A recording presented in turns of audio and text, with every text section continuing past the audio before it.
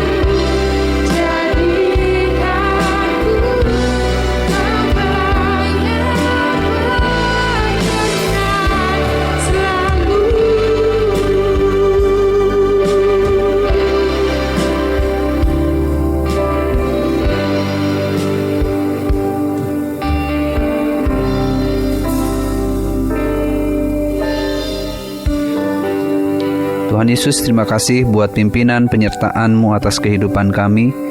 Kami berdoa minta tolong Tuhan memberkati kami selama kami merenungkan sebagian daripada firman-Mu, dan biarlah Roh Kudus yang menolong kami untuk kami boleh mengerti dan memahami bagaimana kami harusnya menjalani hidup sebagai anak-anak Tuhan. Tuhan memberkati waktu-waktu ke depan. Hanya di dalam nama Tuhan Yesus kami sambut firman-Mu hari ini. Amin. Bapak Ibu Saudara yang dikasihi Tuhan, tanpa terasa kita sudah memasuki bulan terakhir di tahun 2021 ini. Dan bulan Desember selalu identik dengan Natal, bukan? Atau mungkin di rumah-rumah kita sudah mulai terasa suasana Natal, sudah mulai nampak nuansa-nuansa Natal. Pohon Natal, pernak-pernik dengan hiasan-hiasan Natal mungkin sudah kita siapkan. Atau mungkin kita juga sudah mulai memutar lagu-lagu Natal di rumah kita. Namun kemudian yang menjadi pertanyaan adalah, apakah Natal hanya menceritakan atau menggambarkan sesuatu yang penuh dengan sukacita dan keindahannya saja?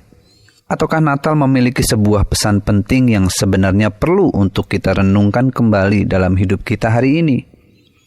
Nah, Bapak Ibu Saudara yang dikasihi Tuhan, mari kita akan bersama-sama membaca satu bagian dari firman Tuhan dalam Lukas pasal yang pertama ayat 26 sampai ayat yang ke-38. Firman Tuhan berkata demikian, dalam bulan yang ke-6 Allah menyuruh malaikat Gabriel pergi ke sebuah kota di Galilea bernama Nazaret, kepada seorang perawan yang bertunangan dengan seorang bernama Yusuf dari keluarga Daud, nama perawan itu Maria. Ketika malaikat itu masuk ke rumah Maria, ia berkata, "Salam, hai engkau yang dikaruniai, Tuhan menyertai engkau." Maria terkejut mendengar perkataan itu lalu bertanya di dalam hatinya, "Apakah arti salam itu?" Kata malaikat itu kepadanya, "Jangan takut, hai Maria, sebab engkau beroleh kasih karunia di hadapan Allah. Sesungguhnya engkau akan mengandung dan akan melahirkan seorang anak laki-laki, dan hendaklah engkau menamai dia Yesus. Ia akan menjadi besar dan akan disebut Anak Allah yang Maha Tinggi. Dan Tuhan Allah akan mengaruniakan kepadanya takhta Daud, bapa leluhurnya.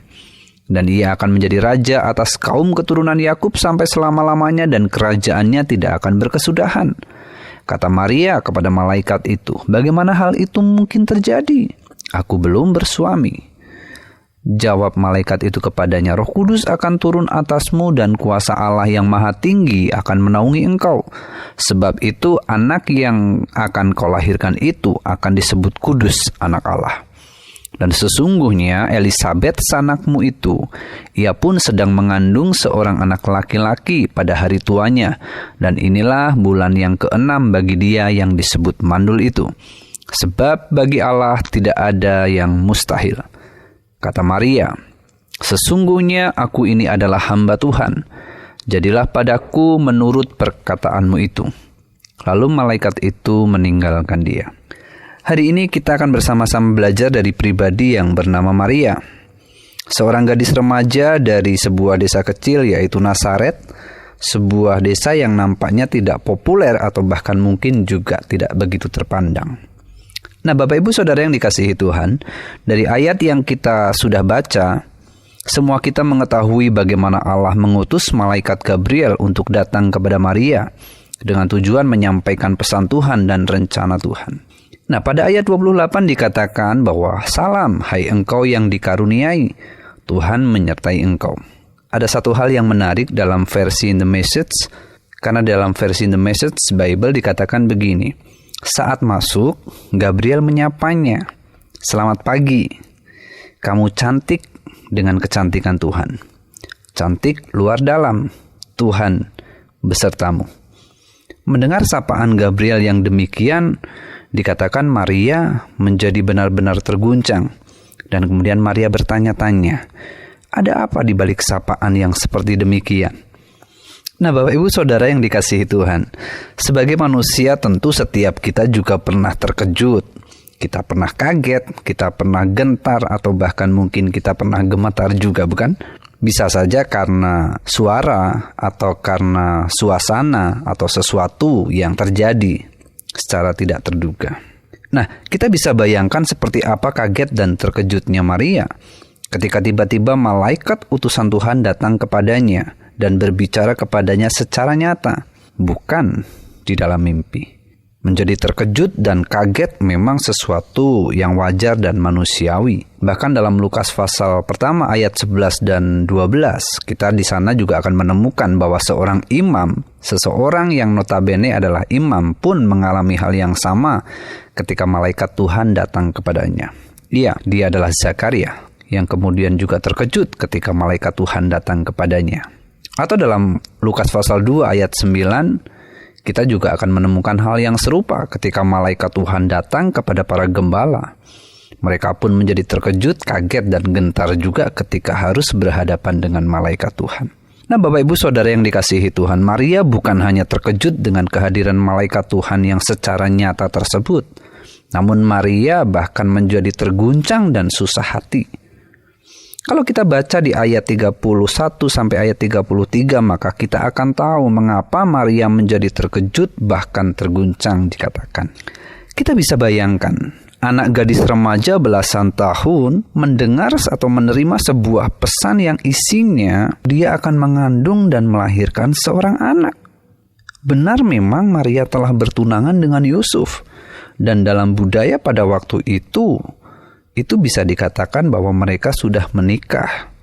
Namun demikian mereka tetap saja tidak boleh tinggal satu rumah, apalagi sampai memiliki seorang anak. Maka kemudian menjadi tepat apa yang dikatakan oleh Maria, bukan? Bagaimana hal itu mungkin terjadi karena aku belum bersuami? Bapak Ibu Saudara yang dikasihi Tuhan, tidak dapat kita pungkiri bahwa berita yang disampaikan oleh Gabriel adalah berita sukacita.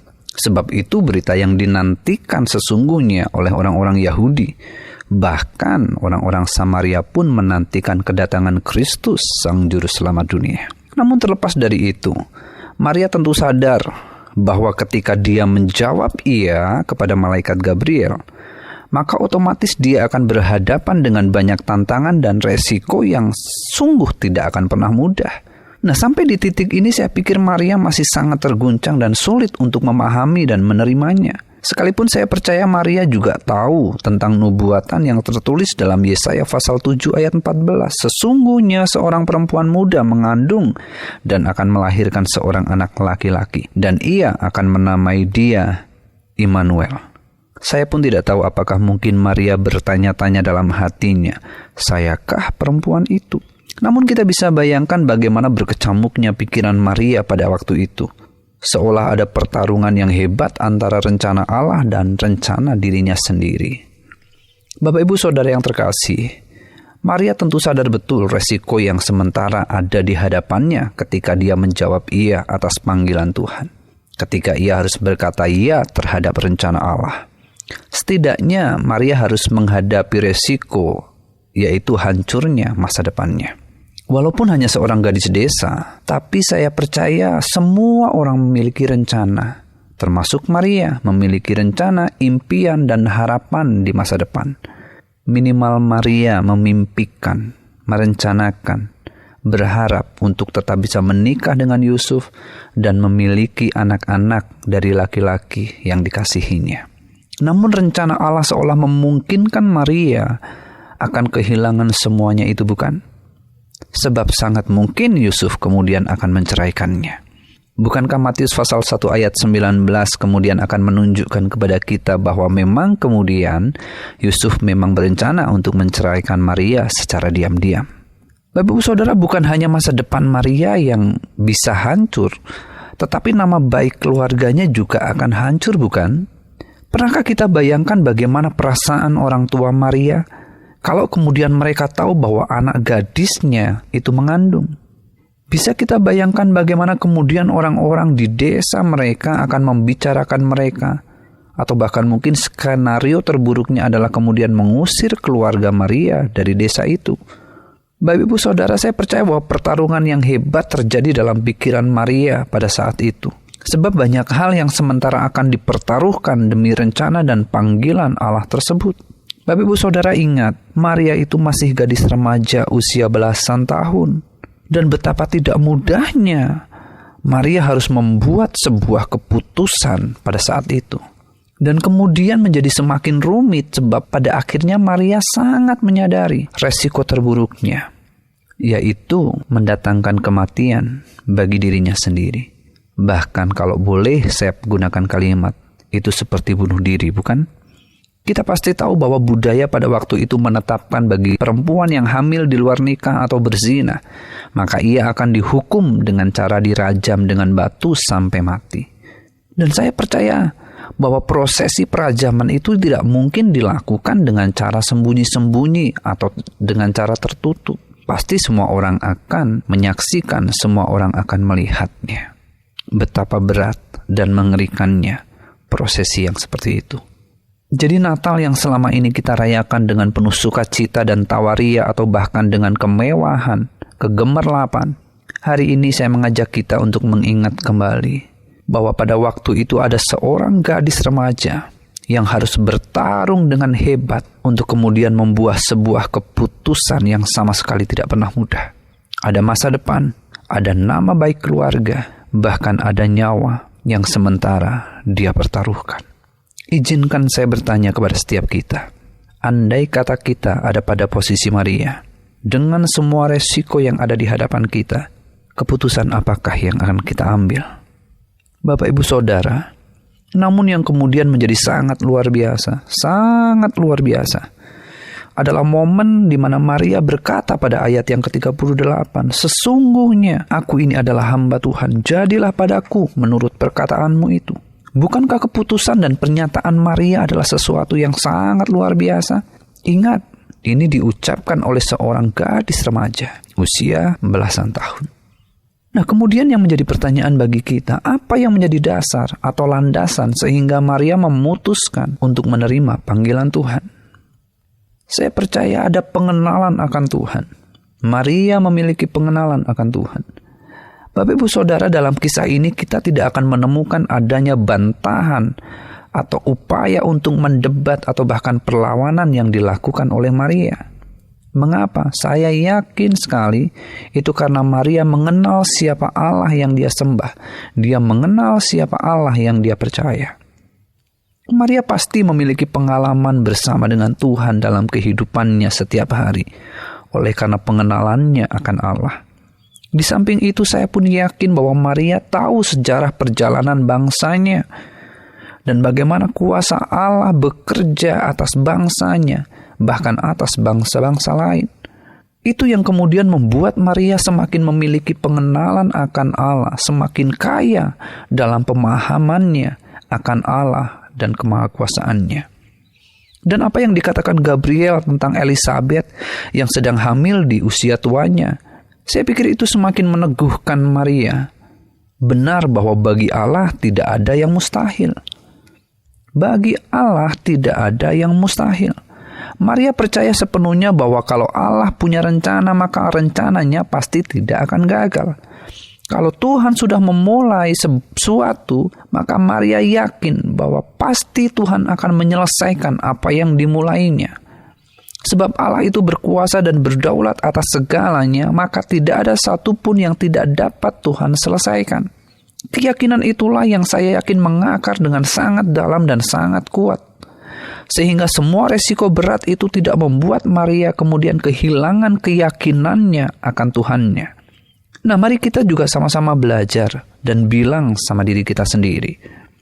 Kepercayaan kita kepada Tuhan harus lebih dominan daripada ketakutan kita. Kepercayaan kita kepada Tuhan harus lebih dominan daripada kecemasan dan kekhawatiran kita.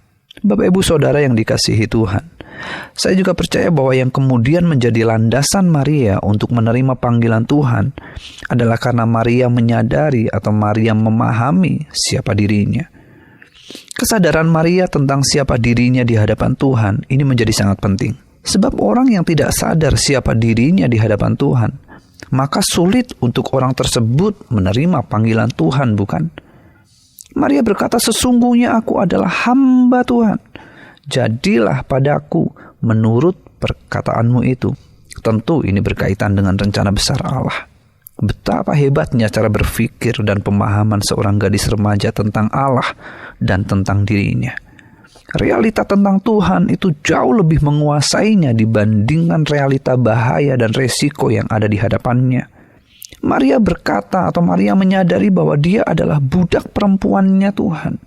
Sehingga sebagai budak atau sebagai miliknya Tuhan, maka Maria menyadari betul bahwa dia harus submit, dia harus menundukkan diri terhadap kehendak dan rencana Allah. Sebagai budak milik Allah, Maria menyadari betul bahwa dia harus memutuskan untuk mengikatkan dirinya dengan keputusan-keputusan Tuhan, mengikatkan dirinya dengan rencana-rencana Tuhan dan kehendak-kehendak Tuhan. Karena dia tahu persis, jikalau Tuhan sudah memulai, maka Tuhan pasti akan menyelesaikannya. Nah, pada titik ini saya percaya bahwa bahaya atau resiko itu sudah sama sekali tidak lagi membuat Maria kemudian menjadi gentar. Sebab kemudian Maria paham bahwa pada akhirnya panggilan Tuhan adalah sebuah karunia. Dan itu artinya bahwa Maria sedang mendapatkan anugerah dari Tuhan. Bahwa Maria sedang mendapatkan sebuah kehormatan khusus dari Tuhan. Dan Maria bersyukur karena itu artinya dirinya diterima, dirinya dipandang layak, dirinya disukai Allah sehingga Allah melibatkannya dalam setiap rencana besarnya atas dunia ini. Maria juga tidak lagi gentar sebab Maria tahu bahwa Allah akan menyertainya. Artinya bahwa Allah akan selalu ada di tengah-tengah kehidupannya, bahwa Maria percaya bahwa Allah akan selalu ada dekat dengannya, bahkan sangat dekat. Pemahaman dan keyakinan itulah yang membuat Maria berkata ya atas panggilan Tuhan. Keyakinan dan pemahaman itulah yang kemudian membuat Maria berkata ya atas rencana Tuhan. Bahaya, resiko, tantangan boleh ada di hadapan, namun itu tak membuatnya menjadi gentar dan memutuskannya untuk menghindar. Sebab Maria tahu siapa dirinya dan Maria tahu siapa Tuhannya. Bapak Ibu Saudara, sebelum kita akan menutup di dalam doa, izinkan saya berkata demikian.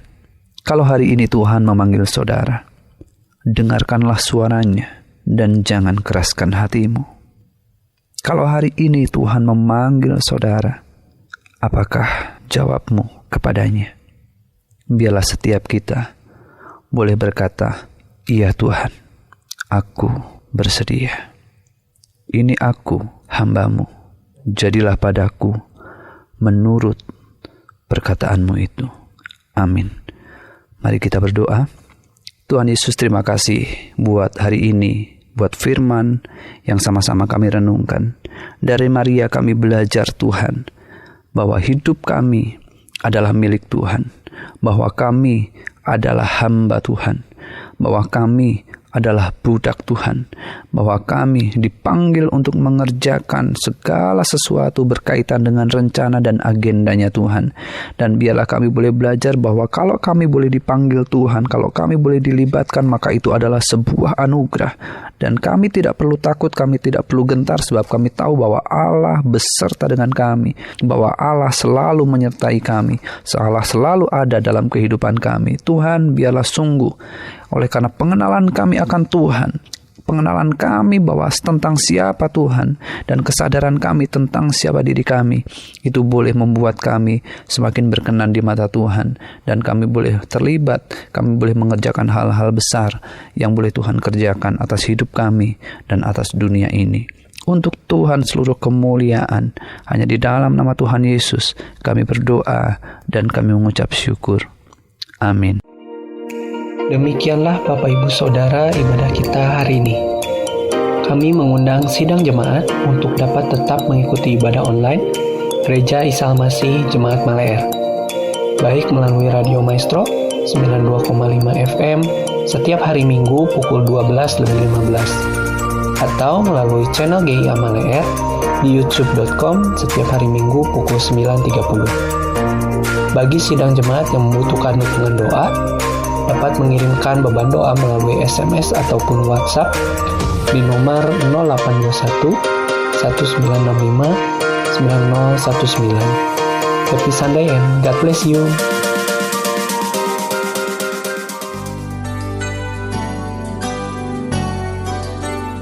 Sobat Maestro, Anda baru saja mendengarkan ibadah minggu bersama Gereja Isa Al-Masih Jemaat Maleer. Terima kasih atas kebersamaan Anda. Selamat hari Minggu dan Tuhan memberkati.